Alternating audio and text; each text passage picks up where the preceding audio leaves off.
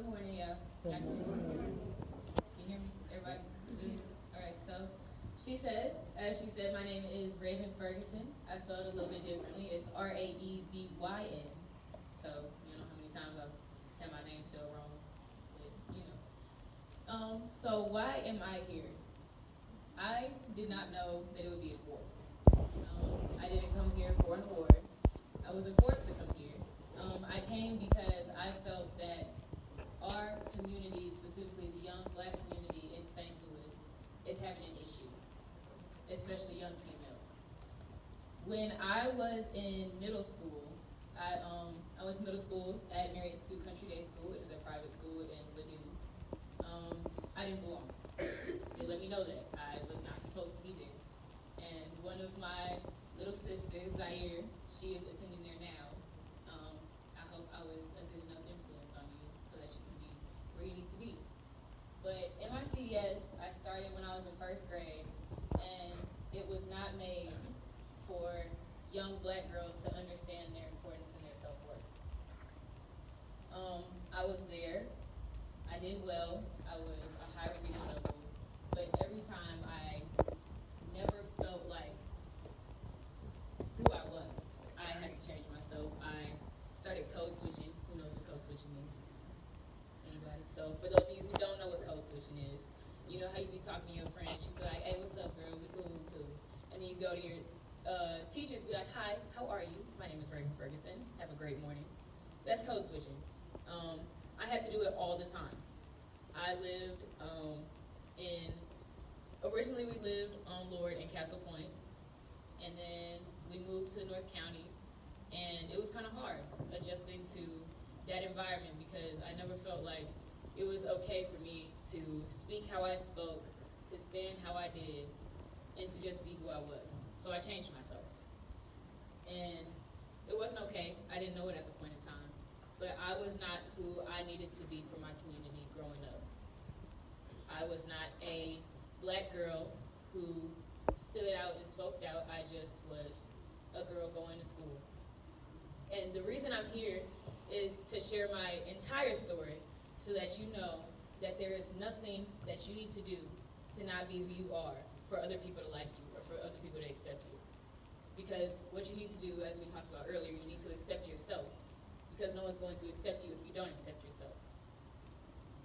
So going into 8th grade, I think that was when, I don't know how old everybody is in the room, I can't do a gauge, but 8th grade was the year that a teen, Michael Brown, was shot here down the street from my new school, Lutheran High School North. And it took a really big toll not only on the black community in St. Louis, but on me personally, because I had had experiences with gun violence and what it can do to a family and how it can tear people apart. So being at MICDS, it was really hard because people were, along with the ignorance they continuously have, and it wasn't just, it's not like ignorance because they meant to be ignorant. They just did not know. It is the literal definition of ignorance, not knowing. So they would go around and they would talk about a situation they didn't know about, and they would talk to all the people in the school as if they all were there when it happened. A lot of the black people in the school felt uncomfortable and they could not speak out about how they were feeling because it wasn't their place. So in 8th grade, I kind of fell into a depressive state.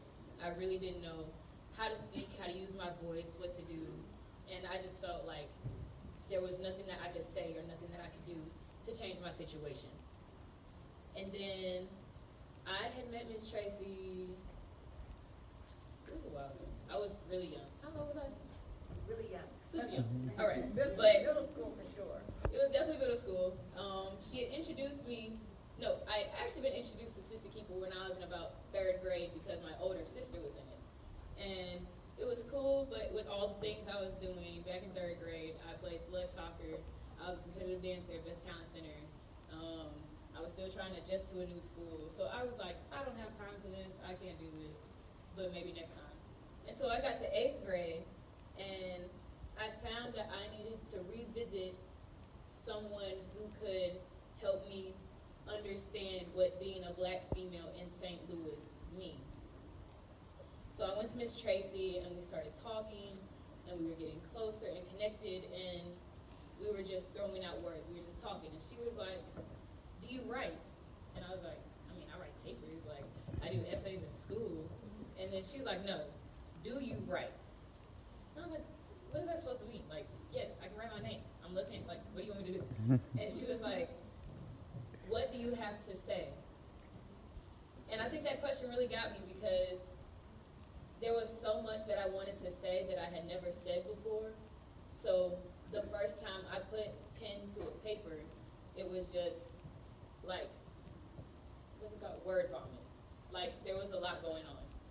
And so my first spoken word piece, you know how she talked about journals. This is my journal. This is my second journal. I've had the first one since 8th grade.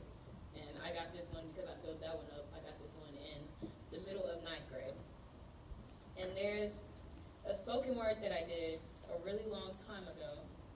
I think I'm gonna just tell you a little bit of it because it's significant to us now. It's called Letters to Undermine Gods and Goddesses.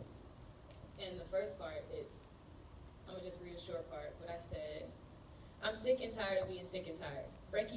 Fannie Lou Hamer said that back in 1964.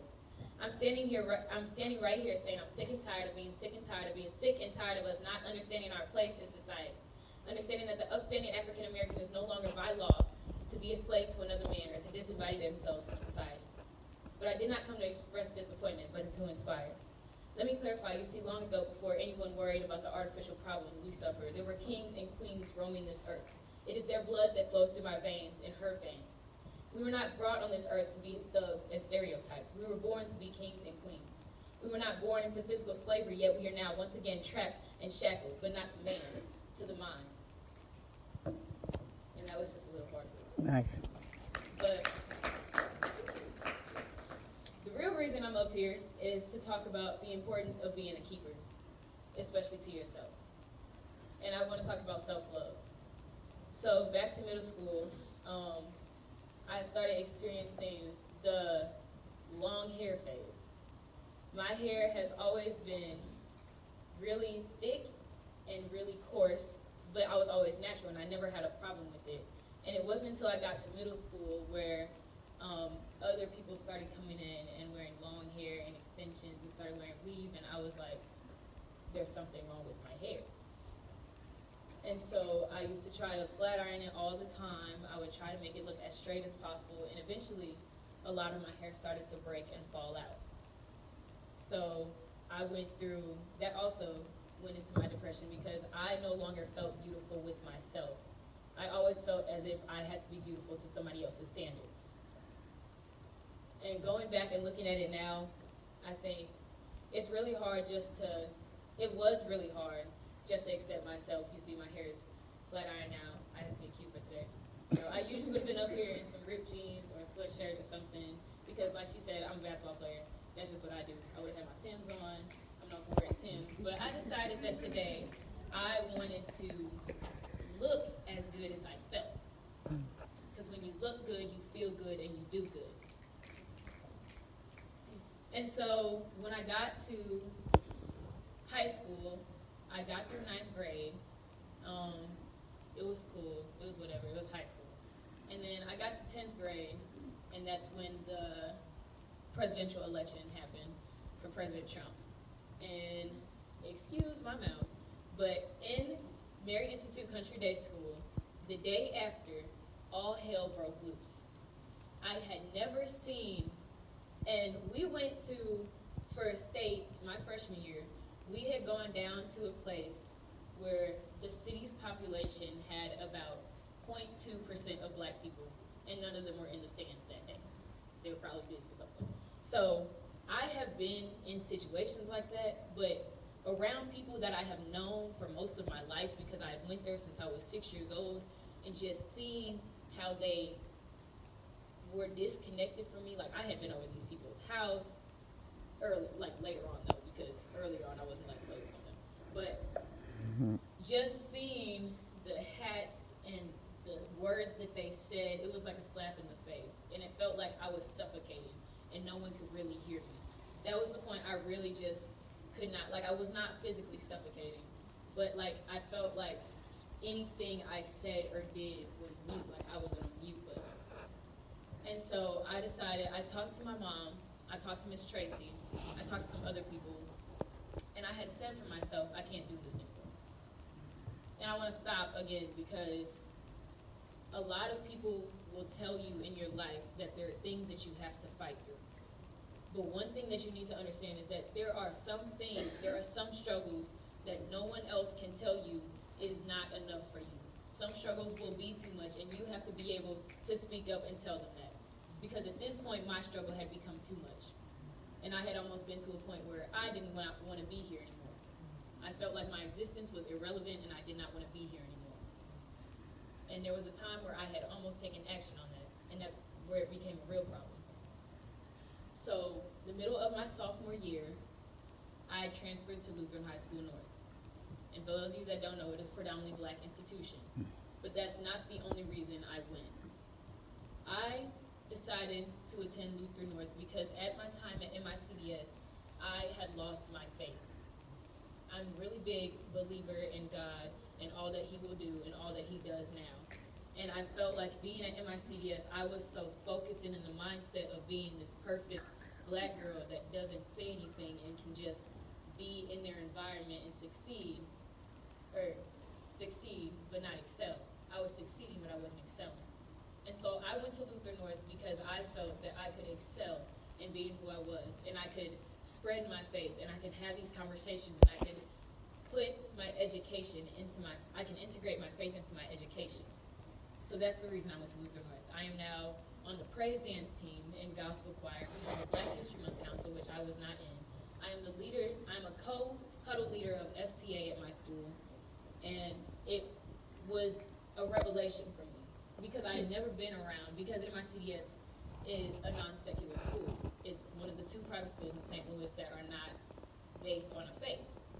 And so there are a lot of things that we do not do. We do not have chapels. We do not pray out like in the open. So just being able to pray with people in the open, and I take religion classes and just being in an environment where I could be myself in my faith, that was really important to me. So that's why I went to MICDS. That's why I went to Lutheran North. And at Lutheran North, I didn't have to be anybody else. I could just be myself. There are a lot of different type of black people. Like, no black person is the same. We may have the same skin color. We may have the same DNA in our blood, but we are not the same. We're all unique.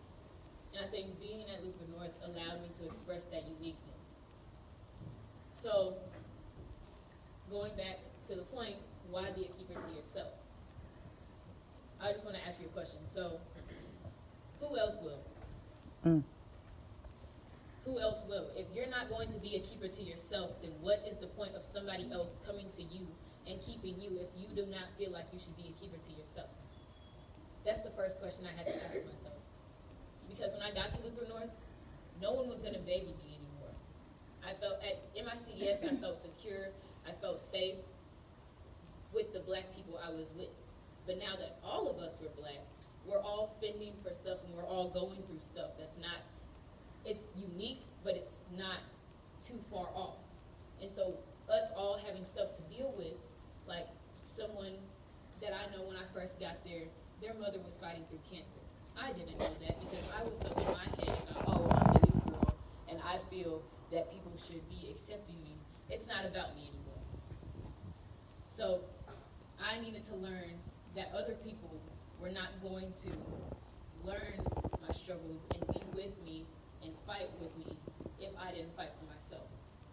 So that's the first reason. The second reason is you just need to learn self-preservation.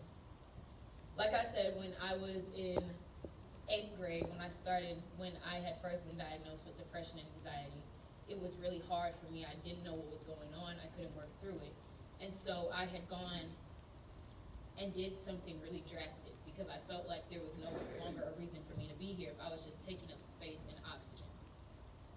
And so the first time I actually did try to take my own life. luckily God kept me here. And even though I was still going through stuff, it was an eye-opener. Because my sophomore year,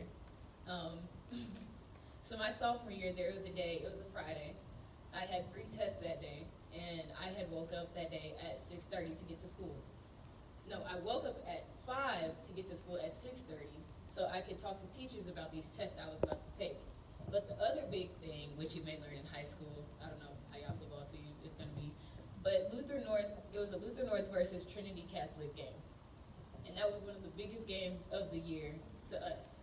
So everybody was there, and along with everything else I do at school, I was a yearbook editor, so I was taking pictures at the game.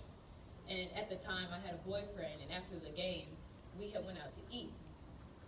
And by this point, with everything that's going on, my brain had been working all day. I had 3 tests. I was up real early. I was at the game, taking pictures, in the crowd, like everything was happening. We ended up winning by like 2 points. It was crazy. And so I had went out to eat with my boyfriend. And we were eating, and it was cool, whatever. And he was like, I said, I'm going to go home now. And he was like, all right, be safe. And so I was driving home. And usually when I drive late, I'm like, I have the phone on, like, no hands. I'm talking to somebody, so I'm stimulating my mind. And this was the one time that I wasn't on the phone. So I'm driving home from the school. I really don't remember any part of the drive except the end of the drive because I didn't make it to my destination. There was a song playing on the radio at the time, and it was Angels by Khaled. I don't know if y'all know that song. And that was the last thing I remember hearing before I hit a curb and my car flipped 3 times. My brain had shut down, and I was sleeping at the point. I was unconscious when it happened. And so I was in the car, upside down, flipped, the windows were shattered, everything was gone, and there was not a scratch on me. I had nothing but a mild concussion. So that was really God right there. And that showed me that there's a reason that I'm right here, standing here. And it's so I can talk to you. The reason you should be a keeper to yourself is so that you can go out to your community and be what they need you to be. Like me standing right here for you has done something. I'm sharing my story because I don't know, there are people in here that have gone through things that we don't know about. But when you get to tell your story and you share and you write and you speak out, there are people's lives that you can save. Like Miss Tracy said, I'm always going to be here for whoever needs me. I don't care if you don't know me. I don't care if you be like, man, she weird. Like, she not really doing all that. She just talking in my ear. I don't care because eventually everybody's going to need somebody. But you're going to need yourself first. So you have to be able to build up that courage to tell you that you need somebody. If I hadn't have built up the courage and told Miss Tracy what was going on with me, I probably wouldn't be here right now. So you need to be a keeper to yourself. And one last thing is, I just want to let you know that SistaKeeper is a program that has helped me become to where I'm going to be today. So, along with everything I do, I'm part of the NSB, National Society of Black Engineers. I got 30 on my ACT, like just different stuff like this. And so, like, I'm going to be better. And so, I just want you all to know, I don't know, have you told them this already? Something what? A SistaKeeper is you. A SistaKeeper No, I haven't, but you can tell them and we can say it together. A SistaKeeper is you. A SistaKeeper is me. A SistaKeeper is we. Oh, yeah.